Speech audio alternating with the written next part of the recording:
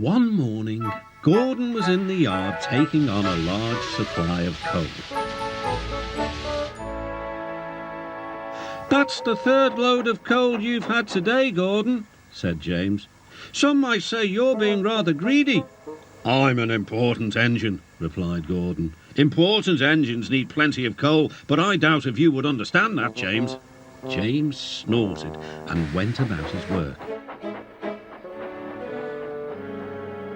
Later, Gordon was taking on water from a standpipe because the water tower was under repair. "I wouldn't drink too much of that water if I were you, Gordon. It might give you boiler ache." "Pah!" said Gordon. "What's this? Educating Gordon Day? First James and now you, Duck. Big engines have big needs. Little engines are just annoying." "Don't say I didn't warn you," laughed Duck.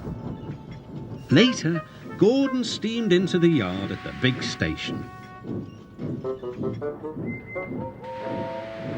"That's what I need," exclaimed Gordon. There, emerging out of the sheds, were 2 shiny tenders. "Now, if I had 2 tenders," said Gordon, "I wouldn't need to stop so often, and I wouldn't have to listen to silly little engines." "Those tenders belong to a visitor," replied his driver. Diesel sidled up alongside. "Everyone knows that tenders are a mark of distinction, but I'm afraid that no amount of tenders will save you in the end. We diesels are taking over, and we don't need tenders to make us important, not even one." Gordon was most upset. He was feeling just the same the next day.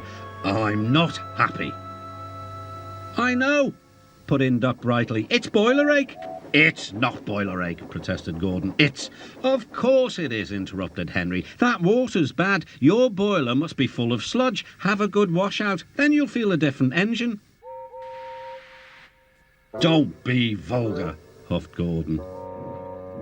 He backed down onto his train, hissing mournfully.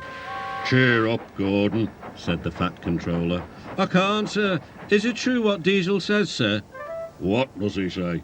"That diesels are taking over." "Don't worry, Gordon, that will never happen on my railway." "And one more thing, sir. Why did the visitor have 2 tenders?" "Because he lives on a railway with long distances between coaling depots." Gordon felt better.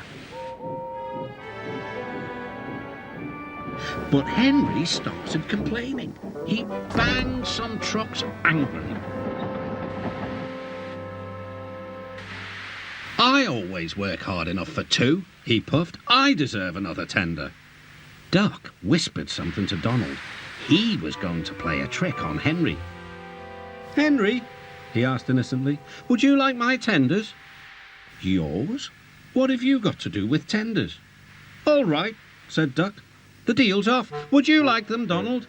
"I wouldn't deprive you of the honour," replied Donald. "It is a great honour," continued Duck thoughtfully, "but I'm only a tank engine. Perhaps James might." "I'm sorry I was rude," said Henry hastily. "How many tenders have you, and when could I have them?" I have 6, and you can have them this evening." "6 lovely tenders," chortled Henry. "What a splendid sight I'll be." Henry was excited all day. "Do you think it'll be all right?" he asked for the umpteenth time. "Of course," said Duck. "They're all ready now." The other engines waited where they could each get a good view. But Henry wasn't a splendid sight at all. His 6 tenders were very old, dirty, and filled with boiler sludge. "Had a good wash out, Henry?" called a voice. "That's right. You'll feel a different engine now." Henry was not sure, but he thought the voice belonged to Gordon.